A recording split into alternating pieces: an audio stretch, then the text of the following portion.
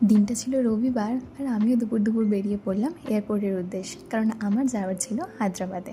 আমাদের পুরো চাকরি জীবনে মোট 3টে ট্রেনিং করতে হয়, তার মধ্যে একটা ট্রেনিং তো আমি প্রথমেই করে এসেছিলাম, আর এটা হচ্ছে আমার 2 নাম্বার ট্রেনিং।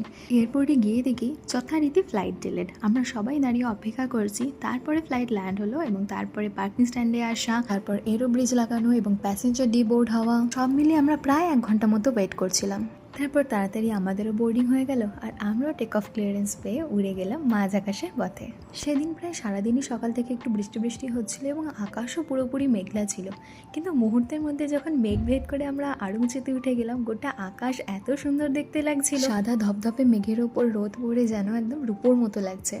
ল্যান্ড করতে করতে সন্ধে হয়ে গেছিল, আর এই হচ্ছে আমাদের শামশাবাদ এয়ারপোর্ট, হায়দ্রাবাদ। এরকম পড়তি সন্ধ্যায় এয়ারক্রাফটগুলো ট্যাক্সি করছে আর নানান রং বেরঙের আলো, কি সুন্দরই না দেখতে লাগছিল, তাই না? সেদিনের বাকি অংশটা শেয়ার করবে পরের পার্টে।